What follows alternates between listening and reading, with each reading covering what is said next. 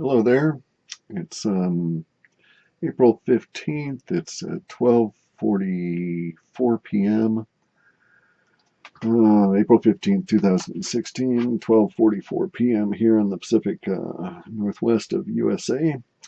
And this is just going to be a brief little discussion about just a few topics because there's so much stuff going on that everybody's all aware of.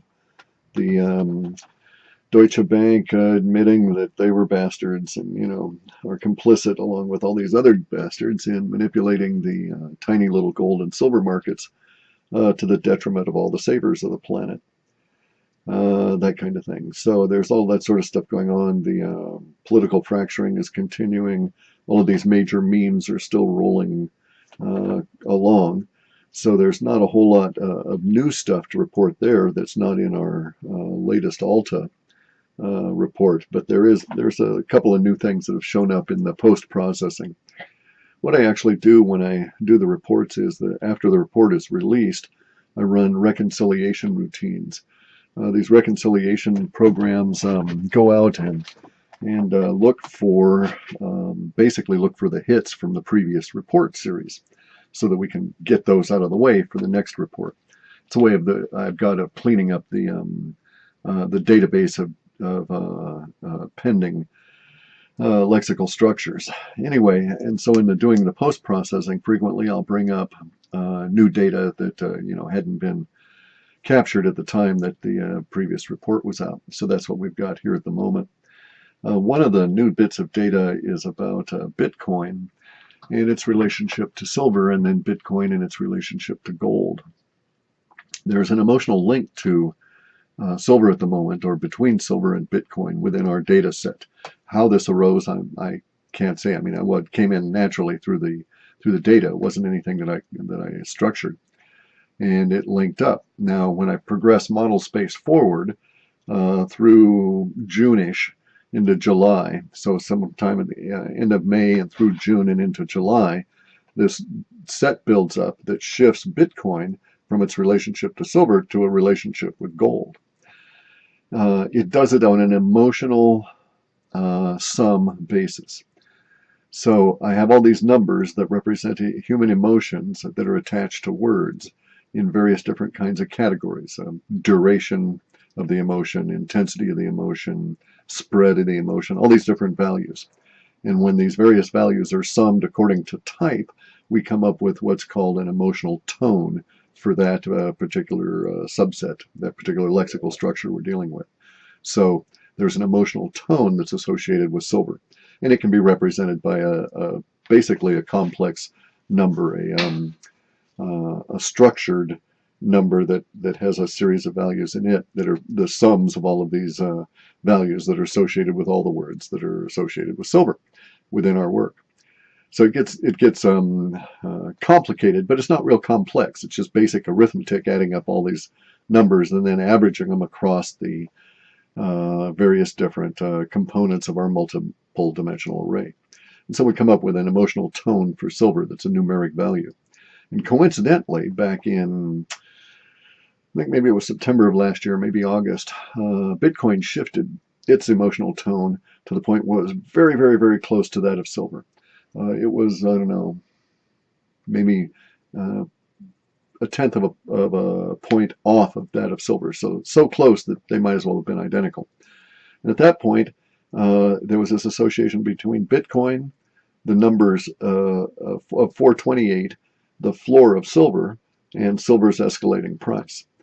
And so there was a bunch of other data in there that said that the various different components of the 428 to 408, that Bitcoin was going to loop around in this range of 408 down to 420 or up to 428 and bounce around. And then when it hit 428 and then took off and never saw 428 again, didn't repeat that, that would set a firm floor. Whatever the price silver was at that particular point, that would set a firm floor for silver. And that would be a floor that silver would never come back to test again. That would just be its bottom launching spot from that point on. There's also an association between 428 and Bitcoin in the past for Bitcoin. When Bitcoin goes through 428 and holds it It not only just simply stays there overnight, but continues with it, larger than 428 US dollars. And there's an association there in this emotional tone of silver, and then the shift into this emotional tone of gold. Now, this is where it gets a little bit complex, okay? Because if I move model space forward through the year, and I am tracking Bitcoin, then I can see how model space is projecting Bitcoin to behave. It doesn't give me numbers as to what it's going to be on any particular day. My system doesn't work that way. It does come up occasionally and give me numbers insofar as they are interspersed with the other data that tells me how Bitcoin is doing on an emotional level. And so I know Bitcoin is likely to go up in US dollars when it's doing well on an emotional level numerically. So I can sort of plot that, but I can't say where it's going to be unless the data just happens, not accidentally, but happens to spit out a number for us to fixate on, like 428. And then it assigned it an association with the floor for silver lexically within this lexical structure. And it's very rare to get numerics. I just don't get those in my work. They have to go through all kinds of processing to get a numeric to go all the way through. Anyway, so very rare condition. So here we are with 428 forming a floor for Bitcoin for silver once Bitcoin is through 428. Now Bitcoin, as we move model space forward, as we go from where we are now through all of May, all of June, and into July, there's a cluster of data that appears that shows that Bitcoin is gaining a lot of attention and a lot of emotional value as capital controls are implemented as a result of the currency crisis that we're about to go through. A couple of weeks from now, go watch Greg Hunter, USA Watchdog, on YouTube, and his most recent interview with Rob Kirby. And you'll get some hint of what's coming. Because no one will know. I mean, anything any of us say about it is just a little tiny bit of the words that are going to hit as a result of this huge crisis. So anyway, Bitcoin's going to go through there in our data, and it shows that by about the time it reaches into July-ish somewhere, and these aren't firm lines of days, it's a scatter graph, so you get all this data clumping up, and you have to make a judgment as to when it's going to be most effective. And so my judgment is that sometime before, say, the 11th or 12th of July, sometime in there, we should see Bitcoin rising up to the point where it's about $650 US. Now, at that point, its emotional components, its emotional tone, Bitcoin's emotional tone, its summation values, insofar as our model space is concerned, will have shifted from being close to that of silver to being close to that of gold. Sorry, there's some kind of disturbance going on outside. Anyway, so it's going to shift from an emotional tone that's similar to silver to an emotional tone that's much similar to gold in terms of the numeric values. Now, it may be at that point that we end up getting a link up between Bitcoin and gold in future behavior. We don't have that just yet. We may have that in our next report here that we'll produce for May.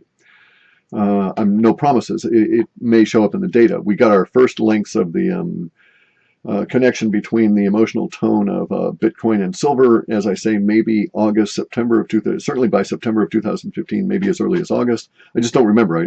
It's a bitch to remember all this stuff.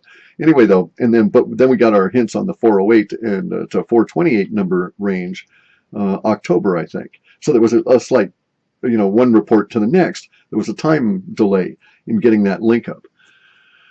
So anyway, so we may find some similar association with gold. As I say, no promises. We'll see. But we will see this association we do have an association already between this arrival at about $650 US per Bitcoin and the takeoff, if you will, in US dollars of the silver price. Now, not to say silver is going to go way up before we get to this point sometime in July. And sometime in July, when Bitcoin is about 650 and it's making this emotional transition over to be more like gold, then we're going to see silver coincidentally. I mean, they're not linked, but temporally they're linked. They're going to happen about the same period in time. Then silver is showing as just basically lexically taking off, and it's going to keep going for the rest of this year at a bare minimum, if not for a number of years. And we have a lot of reasons to suspect that it'll go, fairly upwards for a lot of years before there's any kind of retracement. But in any event, so that's our silver to gold to Bitcoin stuff. Now, as I say, we don't have a price on Bitcoin to action on gold link yet. We do have a connection that shows that Bitcoin is in the process of transitioning over to more of a link up to be more like gold in how people emotionally react to Bitcoin. And so that's a very positive association in my way of thinking. We'll see how it all works out. But we do have a hint, a little tiny hint that's worth reporting on, that our transition to gold will come at a period of time as basically as a result of, let me put it this way, there appears to be enough evidence in the data to postulate that what the data is forecasting is that Bitcoin will shift into a position emotionally more like gold as a result of gold becoming unavailable in terms of its availability to people on the street. So it may be that we hit this drought, this dry up period, where all the coins in the world are sucked up and they go hide in dresser drawers and, stuffed in the underwear drawer and that kind of stuff, right? And so disappear, and there just are none. There's just no trading. That hint in that connection in the data does exist. The data shows that the availability of gold will be so constrained that Bitcoin will get a boost out of its gold-like properties and its ease of use. So and just interesting. So again, that's July-ish. We think that some of this stuff's going to start happening in terms of the connection to Bitcoin and gold. That's pretty solid. Early July it seems to fade over and shade into that.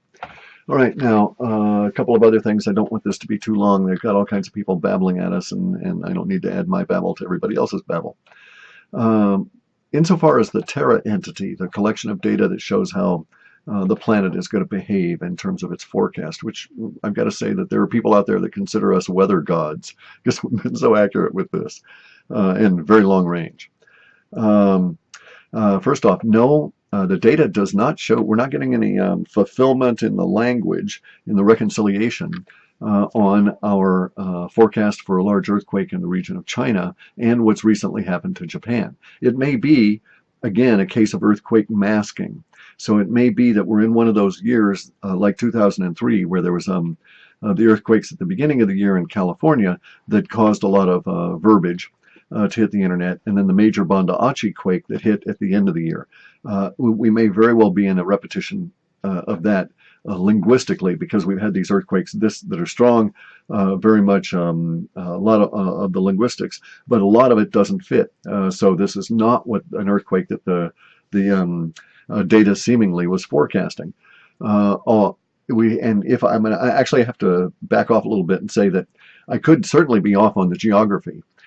But we don't have the damage reports yet, and there were a lot of very specific linguistics in our sets as to a forecast of the types of damage. So when those show up, the damage reports of the current quakes that are going on in the last couple of days here in Japan, then I'll be able to say, oh, okay, it looks like I was off in my forecast, and it should have been Japan, not China. But at this point, I'm still saying that we still have a forecast for a very large damaging earthquake in China. Anyway, so that aside, the Terra entity, we're getting forecasts now, not from our entities, but from the powers that be, the NOAA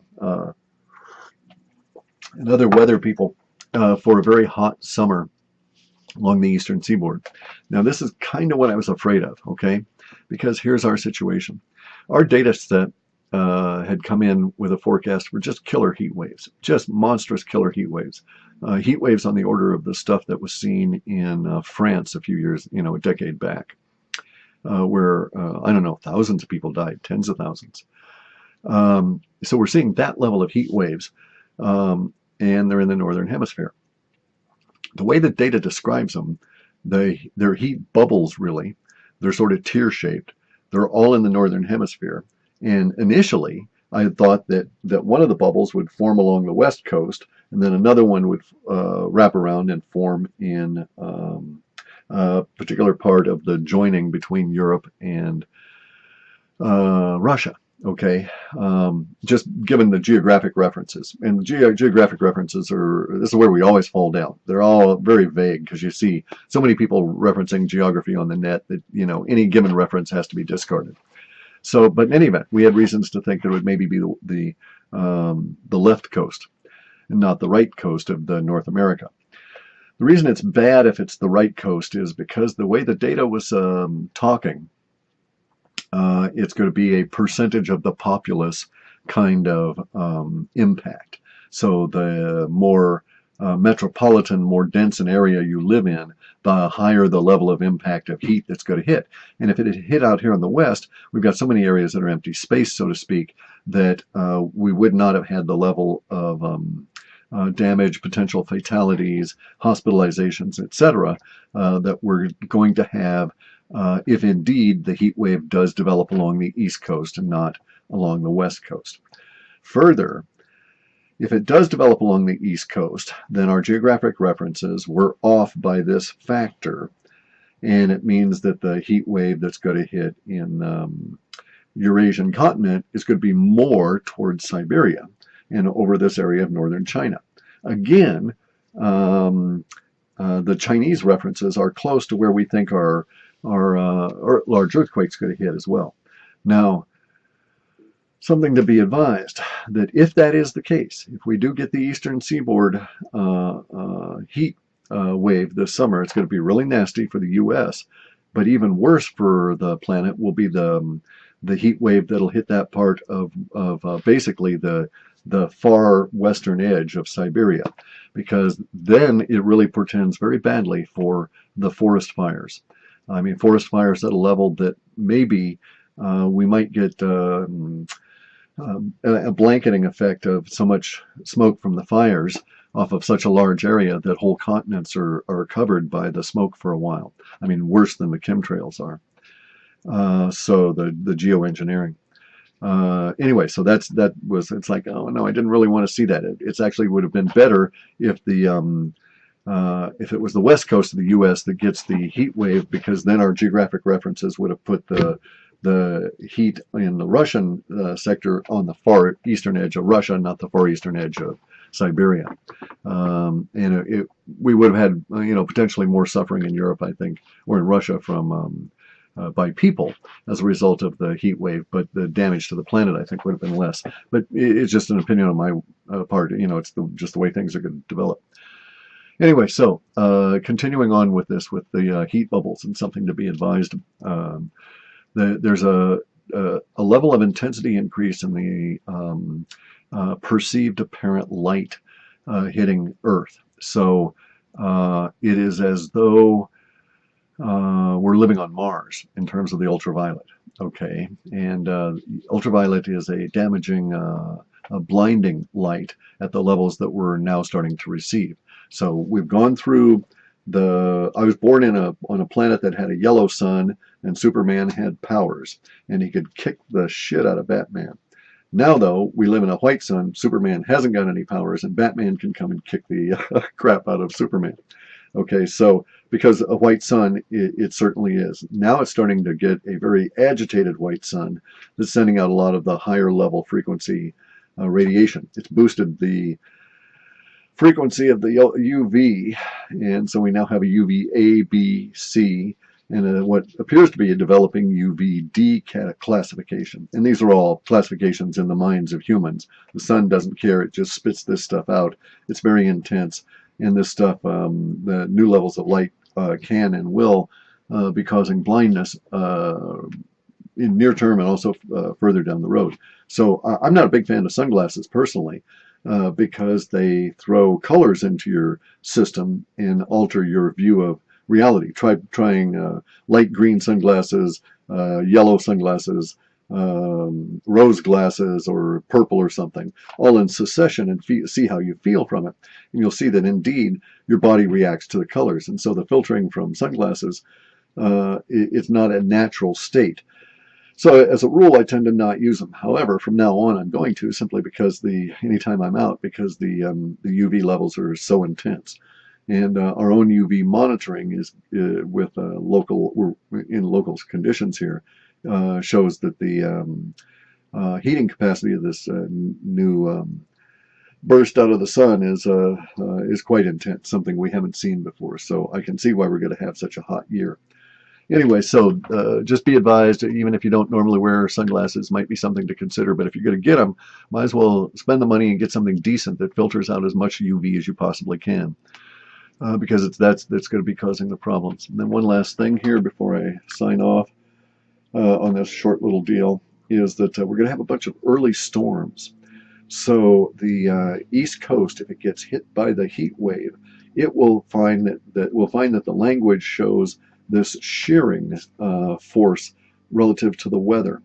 I had actually thought that maybe the interpretation should have been, and spoke about it earlier, that we would get a heat wave on the West Coast where we would have our normal soggy spring, and then there would be a shearing effect and we would jump right into heat. We've had that, but it's been intermittent and sort of bursty. It hasn't continued the way that the data described it into this long heat bubble that causes all these problems.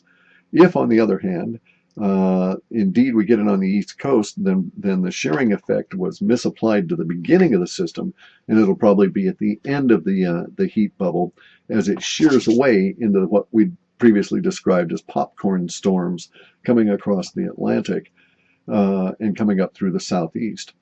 And those storms are going to be sort of like squalls, but not quite. They're not quite described that way, but they're apparently something to be advised of, and that are going to cause some series of problems. And they should be fairly early, again, maybe as early as July, an abnormally early storm season for the lower half of the eastern seaboard has been forecast, regardless of whether or not it gets the heat bubble. But if it does, then I can see that heat bubble may indeed break and shear off in a series of storms. And I think that even fits how the French heat bubble dissipated. I think it was a series of offshore storms that came on and blew it away. Okay, and you know, speaking of blown away, I'm blown away. I've got a lot of work. I've taken on a real big, huge, giant project.